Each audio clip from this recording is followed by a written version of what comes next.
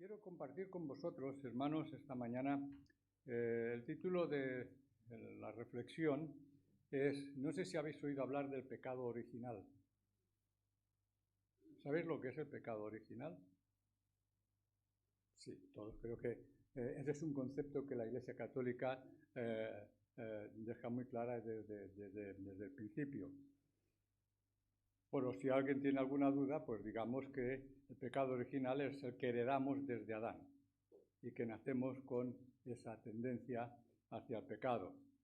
Y vamos a hablar, por contrapartida, pues de la santificación, porque también a veces pienso que la santificación tenemos una idea muy abstracta o quizás una imagen, una idea pues que no se corresponde en absoluto con la realidad.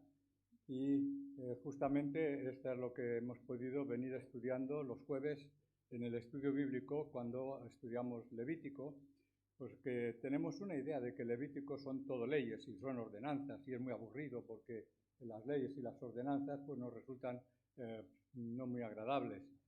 Pero tenemos que decir que precisamente lo que Dios hace con esas leyes, con todo lo que esas ordenanzas, es ahorrarnos muchos problemas, es ahorrarnos muchas dificultades, evitar que tengamos contagios, evitar que, y me estoy refiriendo a cosas muy humanas, muy prácticas, que tienen que ver con lo que es el día a día. De modo que en esas leyes Dios tiene cuidado por nuestra salud física, nuestra salud moral y también nuestra salud espiritual. Y evidentemente el pueblo de Israel, para poder tener comunión con Dios, para poder acceder a Dios, sabemos que tuvo que hacer toda una serie de leyes que Dios, para hacer posible que el pueblo pudiera acceder a la presencia de Dios. No es como hoy, que podemos acceder con oraciones y el Señor nos escucha. En el pueblo del Antiguo Testamento no tenían esa posibilidad.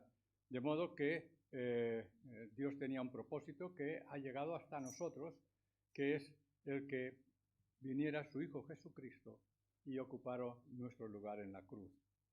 Así es que, debido a todo esto que acabo de decir, hay una serie de textos que yo he traído esta mañana.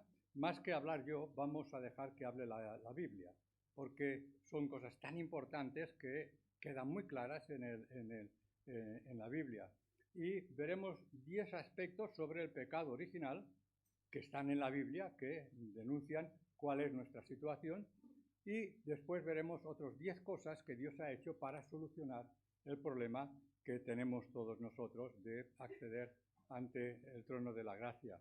Así es que, si bien es cierto que nuestro Señor Jesucristo intercede y está a la diestra del Padre pues para ayudarnos en todo, y además envía su Espíritu para que more con nosotros y nos ayude en todo lo que hemos de hacer, también es cierto que tenemos una tendencia pecaminosa que nace de lo más profundo de nuestro corazón. Y por eso el apóstol Pablo a Timoteo le dice: ten cuidado de la doctrina, persiste en ello, pues haciendo esto te salvarás a ti mismo y a los que te oyeren. Un aspecto muy importante, la doctrina. ¿Eso qué es? Pues es justamente la palabra de Dios. También le dice en el capítulo 1 de 1 Timoteo, versículo 13, como te rogué, que no enseñen diferente doctrina, porque ya sabéis que el diablo se ha procurado diferentes doctrinas. Y ya de entrada, pues cuando engañó a Eva, pues lo hizo haciendo ver a Dios como no era. Y Eva, pues, ya sabemos cuál fue la consecuencia. A Tito le recomendó el apóstol Pablo: pero tú habla lo que está de acuerdo con la sana doctrina. Cosas básicas que hemos de tener presentes para nuestra vida cristiana. En 2 de Tesalonicenses 2:15 les dice el apóstol Pablo: así que, hermanos, estad firmes y retened la doctrina que habéis aprendido, sea por palabra o por carta nuestra. Tenemos la palabra de Dios, que es lo más fiable, y no queremos salirnos en absoluto de ella. Dice a Hebreos capítulo 13, versículo 9, no os dejéis llevar de doctrinas diversas y extrañas.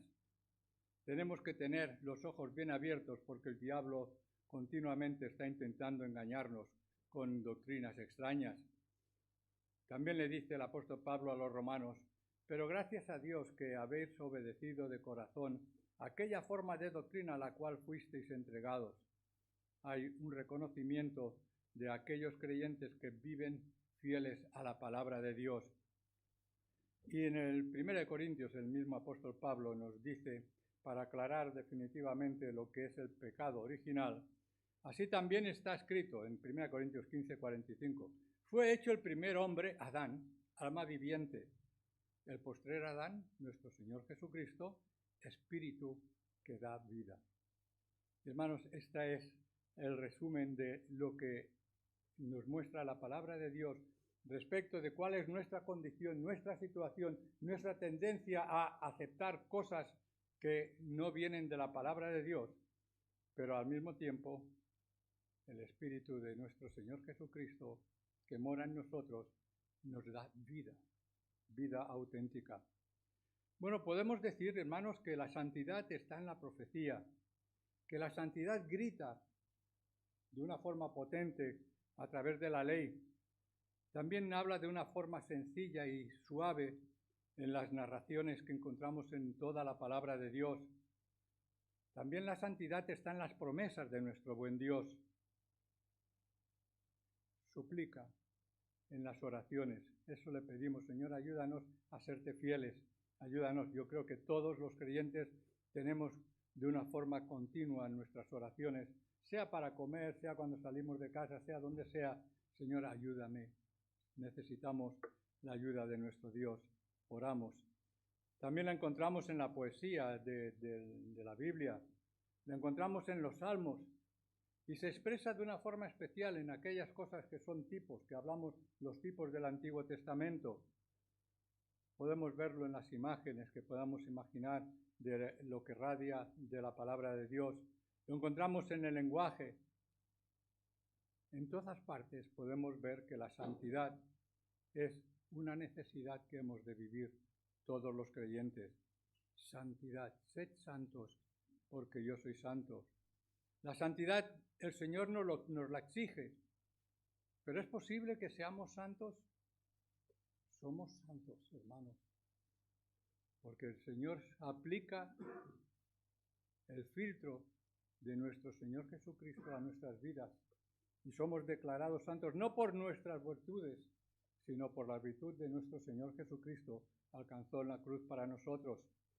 Así es que, de todas formas, tenemos el deber de día a día y tenemos el privilegio del cristiano de mantener firme la necesidad de vivir vidas consagradas, vidas que le agraden a Él, vidas en las cuales la gente puedan decir: se conoce con quién están, se ve por la forma de vivir, porque esa es la verdad que brilla en todo y se mezcla en toda la Escritura, toda la palabra de Dios.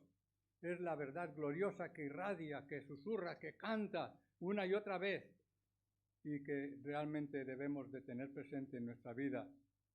Es la gran verdad de todo el sistema de la palabra de Dios. Es una lástima que no todos la vivamos, que no todos la tengamos presente, que la veamos como algo hipotético, algo que no, es algo que es real y debe ser real en nuestra vida cristiana. La Sagrada Escritura usa varios términos que hacen referencia y describen lo que se entiende por pecado original, que antes hablábamos. Y estas palabras nos facilitan un cuadro perfecto de lo que es el pecado heredado y a la vez nos hacen ver la necesidad de una segunda obra de gracia de Dios en nuestra vida a través del Espíritu Santo. Hermanos, no es por nuestros méritos, sino por la obra del Espíritu Santo que mora en nosotros y nos guía, nos redarguye. Y cuando hay algo en nuestra vida que no es correcto, el mismo Espíritu nos lo dice, nos lo comunica. Bueno, pues hablando hemos dicho que hablaríamos en primer lugar del pecado original y después del remedio que Dios ha provisto. Bueno, pues en la palabra de Dios se nos habla de la mente carnal. ¿Sabéis lo que es la mente carnal? Pablo es claro y afirma en Romanos 8:7. Los que se preocupan solo de las cosas humanas son enemigos de Dios, porque ni quieren ni pueden someterse a su ley. Hermanos, es que la ley natural con la que nacemos, hemos heredado una mente que solo se ocupa de las cosas de este mundo. Y evidentemente que nos hemos de ocupar de las cosas de este mundo, pero realmente eso es lo primero en nuestra vida.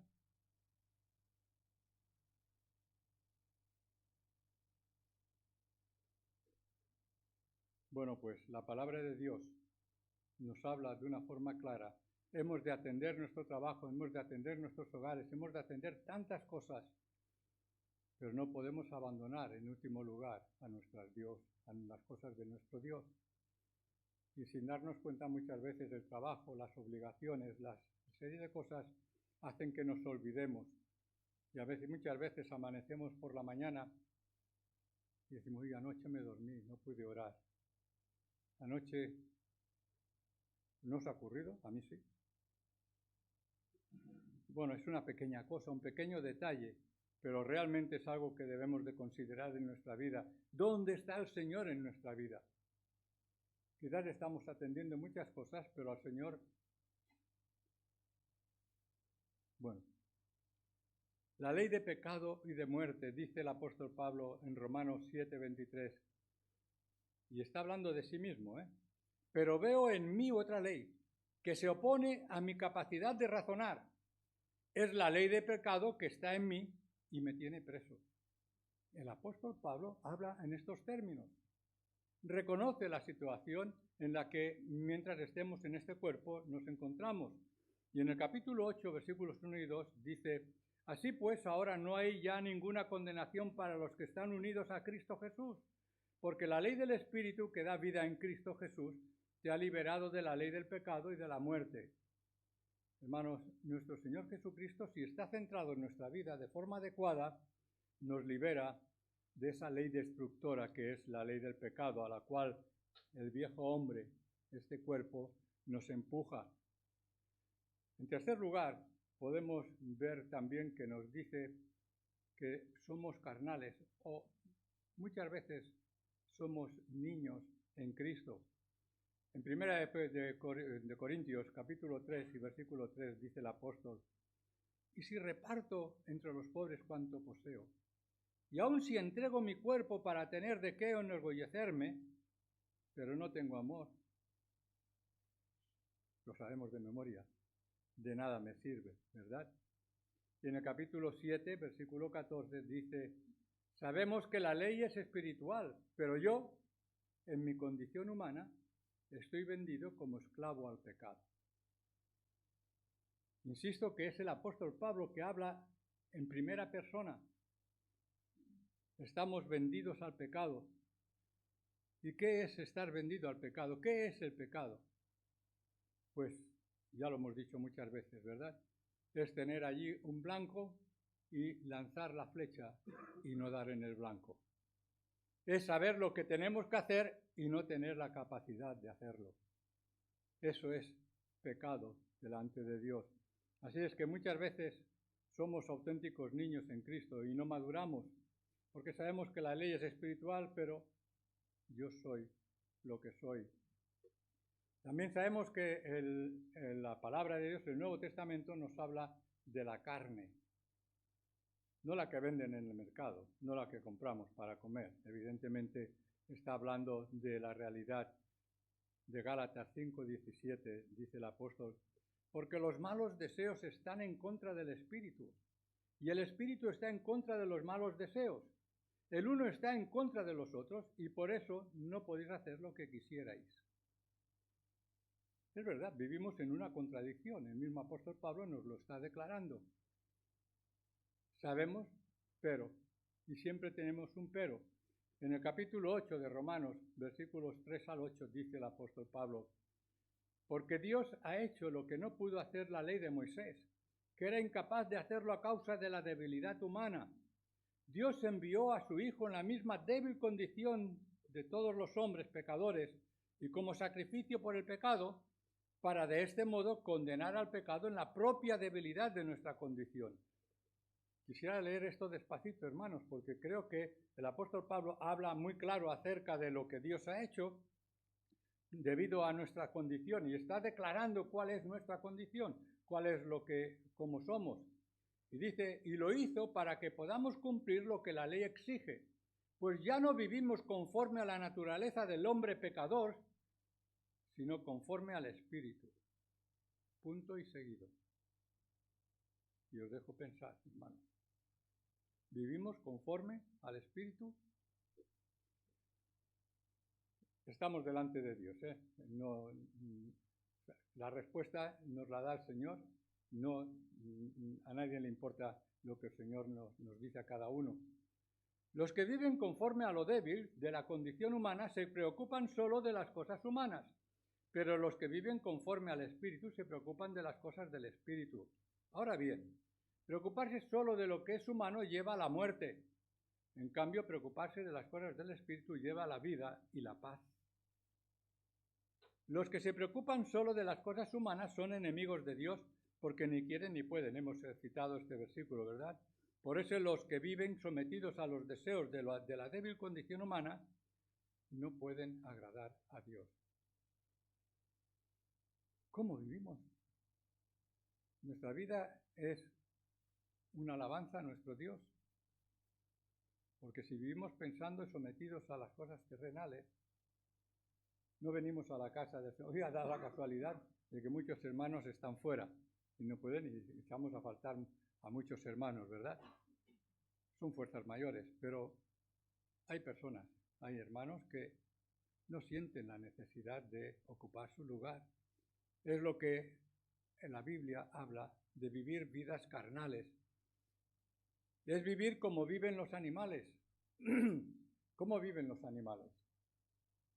Mirando a la tierra siempre. No miran al cielo para alabar y reconocer. Son animales. Bueno, pues hay creyentes que somos como animales. El Señor nos guarde, ¿verdad?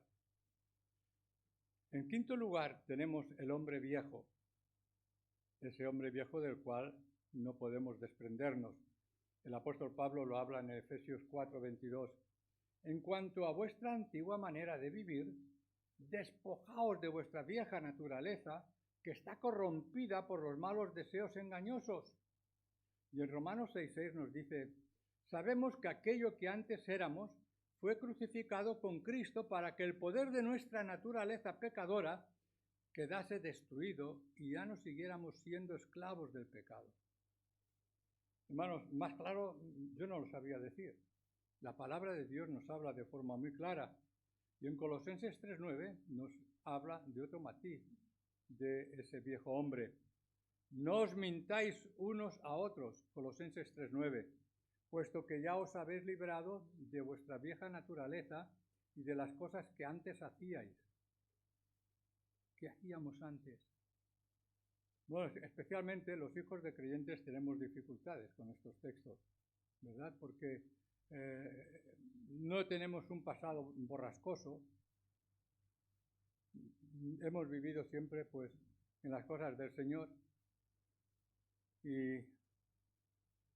pero realmente las condiciones, el Señor también nos ha transformado a cada uno de los que hemos conocido al Señor siendo hijos de creyentes. Es un privilegio, es una bendición y no debemos de desdeñarla.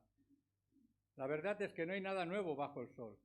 El hombre, la propia experiencia, le da a conocer de una forma brutal, en la medida que madura, a medida que vamos haciéndonos mayores y vamos creciendo, que tenemos que enfrentar la vida por nosotros mismos y luchar con el mal de las catástrofes naturales. Cuando la gente ve que ocurren catástrofes, dicen, bueno, ¿y dónde estaba Dios? ¿Por qué Dios se olvida? Bueno, aquellos que no creen en Dios. Quizás la humanidad del hombre contra el hombre. Lamentablemente estamos oyendo las noticias que vienen de Ucrania o de muchos otros lugares. Ucrania, pero hay infinidad de lugares que están en esas circunstancias. Es la tendencia de la propia doblez que tenemos en nuestros corazones. Podemos pasar toda la vida como queramos, pero finalmente sabemos que todos vamos a enfrentar la muerte. cómo hemos vivido la vida, cómo vamos a enfrentarnos a esa circunstancia que forma parte de la vida. Pero para el Hijo de Dios, eso que forma parte de la vida es una vida, una puerta abierta a la vida eterna, a la presencia de nuestro Dios. En sexto lugar tenemos el corazón de piedra. ¿Hay corazones de piedra? En Ezequiel 36, 26 dice: y pondré en vosotros un corazón nuevo y un espíritu nuevo. Quitaré de vosotros ese corazón duro como la piedra y os pondré un corazón dócil. Bueno, hay tantos hombres sin sentimientos. Hablaba ahora hace un momento, se hacía referencia a Ucrania. Cuando vemos al señor Putin que habla con tanta y está provocando tantas y tantas muertes y tanto sufrimiento, ¿verdad? Bueno, pues son corazones duros, corazones que no tienen, por su testimonio podemos decir, no tienen a Dios en su corazón. Hay otro aspecto importante y es la inmundicia de la carne. ¿Qué significa esto? Lo encontramos también en la palabra de Dios. Dice el apóstol Pablo en 2 Corintios capítulo 7, aunque la carta que os escribí os entristeció, la primera epístola, está haciendo referencia a aquel muchacho que vivía y convivía con su madrastra. Así es que vivía en pecado y de esta forma la iglesia pues le parecía ni bien ni mal, allí estaba. Y el apóstol Pablo les escribe en la primera carta y les dice: ¿cómo es posible que permitáis que ocurran estas cosas dentro de la iglesia? Y además, sirvéis. Eso lo digo yo. No, nos importa. Y ahora en la segunda carta les dice esto: aunque la carta que os escribí os entristeció, ahora no lo lamento. Si antes lo lamenté viendo que aquella carta os había entristecido por un poco de tiempo, ahora me alegro, no por la tristeza que os causó, sino porque esa tristeza hizo que volvierais a Dios. Soportasteis la tristeza de una manera que agrada a Dios, así que no os hicimos ningún daño, pues la tristeza que se soporta de manera agradable a Dios conduce a una conversión que da por resultado la salvación, y no hay nada que lamentar. Hermanos, inmundicia de la carne. La tristeza del mundo es la que produce muerte. Vosotros soportasteis la tristeza como a Dios agrada, y ved ahora los resultados. Os hizo tomar en serio el asunto y defenderme. De modo que reconocieron el error, el pecado que estaban teniendo dentro de la propia iglesia y, consecuentemente, al hermano que vivía de esta forma lo quitaron de comunión, le apartaron la comunión y de esta forma aquel hermano reaccionó, reconociendo en el pecado en el que vivía. Así es que termina estos versículos. Así pues, cuando os escribí aquella carta no lo hice pensando en el ofensor ni en la persona ofendida, sino para que se viera delante de Dios vuestra preocupación por nosotros. Y esto para nosotros ha sido un consuelo. Hermanos, cuántas luchas, cuántas violaciones, cuántas cosas hay que muchas veces, precisamente por lo que estábamos diciendo de la inmundicia en la carne, a veces pensamos, bueno, como no lo he hecho yo, pero si sabemos que ha ocurrido y no le decimos al hermano, eso que estás haciendo no le agrada al Señor, entonces estamos participando del pecado del hermano. Y hermanos, no sé qué ocurre, que estamos oyendo las noticias, cantidad de violaciones en Badalona, cada día. Es que antes no habían violaciones, seguramente que sí, pero ahora en las noticias salen. Bueno, ¿cómo está el mundo?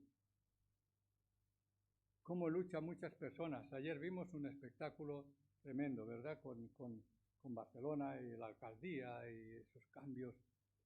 Kurzbombing, decía el hombre, indignado frente a aquellas maniobras extrañas. Pero es que hay una lucha por el poder, una lucha por estar, por querer ser. Bueno, pues todo eso es algo que es propio del pecado, es propio de la humanidad. El cuerpo de esta muerte. Me doy cuenta, en Romanos 7:24 dice el apóstol Pablo, me doy cuenta de que aún queriendo hacer lo bueno, solo encuentro lo malo a mi alcance. En mi interior me agrada la ley de Dios, pero veo en mí otra ley que se opone a mi capacidad de razonar. Es la del pecado que está en mí y me tiene preso. Y en el capítulo 7:24 dice, desdichado de mí, ¿quién me librará del poder de la muerte que está en mi cuerpo? Hermanos, el apóstol Pablo luchaba frente a esa ley interior que afloraba sin él poder controlar. Y termina diciendo el último punto, el punto 10, el pecado que mora en mí. Es la lucha de Pablo como nosotros, dice en el capítulo 7 de Romanos 20. Ahora bien, si lo que no quiero hacer es lo que hago, ya no soy yo quien lo hace, sino el pecado que está en mí. Esa es la ley natural, el pecado que está en mí. Bueno, ese es el conflicto, ese es el pecado original. Esto es lo que nos habla el Nuevo Testamento respecto de esa ley que heredamos desde Adán. Y en Hechos 7:51 nos habla de un corazón incircunciso. Pero vosotros, siguió diciendo Esteban, siempre habéis sido tercos y tenéis oídos y corazón paganos. Siempre estáis en contra del Espíritu Santo. Sois igual que vuestros antepasados. O sea, no hay diferencia con los que viven de espaldas a Dios, igual que el prepucio sucio de una inmundicia. Bueno, todos sabemos lo que es el prepucio inmundo y por qué era operado. Fue la señal del pacto de Dios con Abraham. Y de esta forma se extraía la inmundicia, aquel lugar donde había tanta suciedad. Así es que el apóstol Pablo nos habla de, no se trata tanto de si somos circuncidados físicamente, sino se trata tanto de que la circuncisión sea del corazón. De tal modo que en el nuevo pacto no existe la circuncisión y sí existe el bautismo, tanto hombres como mujeres. La señal de haber conocido al Señor es el bautismo, es el nuevo pacto, es lo que realmente nos diferencia respecto de los judíos. Bien, pues pasamos entonces, quiero vigilar el tiempo, lo que Dios hace con el pecado original. Hemos visto que efectivamente pues hay una ley interna que, aun siendo hijos de Dios, el viejo hombre nos arrastra y nos lleva muchas veces a donde no queremos. Y así lo expresaba el apóstol Pablo. Ahora, ¿qué es lo que hizo Dios con ese pecado original? ¿Cómo solucionó ese problema? Bueno, pues lo crucificó al hombre viejo. Romanos 6:6. He dicho que hablaría mucho la Biblia y yo menos, y por eso estoy leyendo tanto la Biblia. Dice el apóstol Pablo, sabemos que aquello que antes éramos, está hablando del viejo hombre, fue crucificado con Cristo, para que el poder de nuestra naturaleza pecadora quedase destruido y ya no siguiéramos siendo esclavos del pecado. Hermanos, somos conscientes de que cuando Cristo murió en la cruz, allí estaba también nuestro pecado, también estábamos nosotros.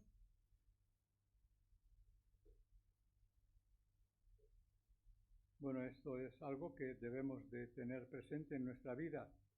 No podemos decir que el cuerpo es débil, somos débiles, y no en absoluto. Dice el apóstol Pablo que quedó destruido esa vieja naturaleza y ya no hemos de seguir más. No es la norma, es la excepción, ¿verdad? En Gálatas 2:20 el apóstol también dice, y ya no vivo yo. ¿Qué? Cristo vive en mí. Y la vida que ahora vivo en el cuerpo, la vivo por mi fe en el Hijo de Dios que me amó y se entregó a la muerte por mí. Hermanos, fe. ¿Qué es la fe? La certeza de lo que no se ve. Cristo ocupó nuestro lugar para que pudiéramos tener la fe en su obra redentora, para que esa obra redentora también nos alcanzara a nosotros. También tenemos que crucificó la carne. Gálatas 5:24 y los que son de Cristo Jesús han crucificado ya la naturaleza del hombre pecador junto con sus pasiones y malos deseos. Yo me he anotado aquí, es curioso, pero desde que conocimos a Cristo, nuestra vida ha cambiado, ¿o no? Teníamos unas costumbres, teníamos una serie de cosas que eran nuestro aliciente, era nuestra vida, era algo que pensábamos que no podíamos prescindir de aquello. Y ahora cuando miramos para atrás decimos, pues mi vida ha cambiado. Ya no vivo yo, Cristo vive en mí. De modo que cuanto más nos acercamos al cielo, nos acercamos más al Señor, más nos alejamos de aquel viejo hombre, de aquellas viejas costumbres. Eso es lo que hizo Dios para nosotros. También, en tercer lugar, purifica el pecado innato. En Hechos 15, de 8 a 9, dice, y Dios, que conoce los corazones, mostró que los aceptaba, pues les dio el Espíritu Santo a ellos lo mismo que a nosotros. Está hablando de los gentiles, está hablando de aquellos que, sabéis que los judíos creían que eran los más guapos del mundo, y por lo tanto Dios pues estaba por ellos. Y los gentiles eran pues basura. Y resulta que está diciendo aquí, y Dios que conoce los corazones mostró que los aceptaba a los gentiles, pues les dio el Espíritu Santo a ellos lo mismo que a nosotros. Dios no ha hecho ninguna diferencia entre ellos y nosotros, ya que también ha purificado sus corazones por medio de la fe. La fe. Hermanos, aparece aquí esa palabra fe, que se repite una y otra vez. ¿Crees que Cristo es el Hijo de Dios que quita tu pecado, que quita mi pecado? ¿Lo crees? Eres salvo. Así de fácil, así de sencillo. Así es que es una palabra, yo diría, que el Señor me perdone, una palabra mágica que cambia el sentido de la vida. Creemos en Cristo, nuestro Salvador. Además, Dios lo que ha hecho también es destruir la mente carnal. Dice el apóstol Pablo en Romanos 7, versículo 7. ¿Vamos a decir por esto que la ley es pecado? De ninguna manera. Sin embargo, yo no habría conocido el pecado si no hubiera sido por la ley. En efecto, jamás habría sabido lo que es codiciar si la ley no me hubiera dicho, no codiciarás.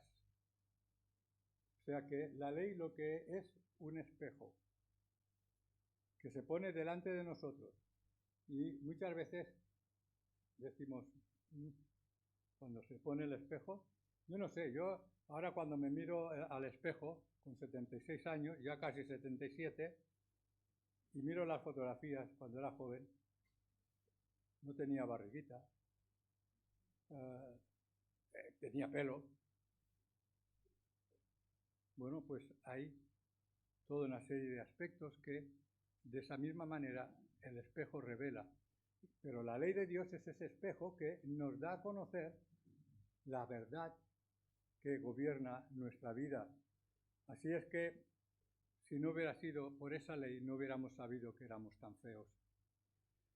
En quinto lugar, quita el corazón de piedra, ese corazón duro que muchas veces hemos tenido, ¿verdad? En Ezequiel 36, 25, 27 dice, os lavaré con agua pura, os limpiaré de todas vuestras impurezas, os purificaré del contacto con vuestros ídolos y pondré en vosotros un corazón nuevo y un espíritu nuevo. Eso es lo que está haciendo con cada uno de nosotros. Quitaré de vosotros ese corazón duro como la piedra y os pondré un corazón dócil. Pondré en vosotros mi espíritu y haré que cumpláis mis leyes y decretos. Hermanos, no se trata de que hagamos esfuerzos para ser santos. No, todo lo ha hecho el Señor. Él nos da todas las capacidades para que, sin darnos cuenta, irnos cambiando nuestros valores en la vida. En sexto lugar, da la ley del Espíritu de vida en Cristo. En Romanos 8, 1 y 2 dice el apóstol, así pues, ahora no hay ya ninguna condenación para los que están unidos a Cristo Jesús. permitidme que veáis que hay una reincidencia continua en esa realidad. Porque la ley del Espíritu que da vida en Cristo Jesús te ha liberado de la ley del pecado y de la muerte. Es lo que Dios ha hecho. Yo creo que estos textos no necesitan ningún comentario ni ninguna aclaración. En séptimo lugar, libra del cuerpo de pecado y de muerte. También el apóstol Pablo se ocupa de esto en Romanos 7, 24 y 25. Desdichado de mí, ¿quién me librará del poder de la muerte que está en mi cuerpo? Solamente Dios, a quien doy gracias por medio de nuestro Señor Jesucristo. En conclusión, entiendo que debo someterme a la ley de Dios, pero en lo débil de mi condición humana estoy sometido a la ley del pecado. Bueno, hermanos, es que el cuerpo está condenado a morir. ¿Por qué? Porque la paga del pecado es muerte, pero el mismo, por su Espíritu, nos transforma y nos resucitará el día de Jesucristo. Hermanos, sabemos que dejaremos este cuerpo un día. ¿Alguien lo duda? No, ¿verdad? Pero sabemos también que en Cristo Jesús, cuando Él vuelva a buscar la iglesia, resucitaremos para estar eternamente con Él. Bien, pues, vaya hombre. Perdonad.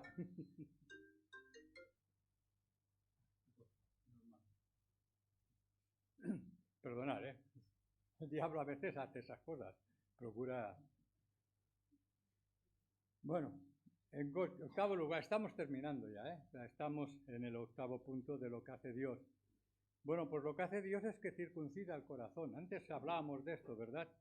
En Colosenses 2:11 encontramos: el verdadero judío lo es interiormente, y el estar circuncidado es cosa del corazón. No depende de reglas escritas, sino del Espíritu. El que es así resulta aprobado, no por los hombres, sino por Dios. Es algo importante, y la circuncisión pasó como señal en el Antiguo Testamento. En noveno lugar, hermanos, deshace la obra del diablo. En primera de Juan, el apóstol Juan nos dice, capítulo 3, versículos del 4 al 8, todo el que peca comete maldad, porque el pecado es maldad. Ya sabéis que Jesucristo vino al mundo para quitar los pecados y que Él no tiene pecado alguno. Así pues, todo el que permanece unido a Él, todo aquel que permanece unido a Él, todo aquel que permanece unido, permitidme que lo insista y repita una y otra vez, porque es lo que nos dice Juan. Ahora me he perdido aquí. Vino para quitar los pecados que Él viene.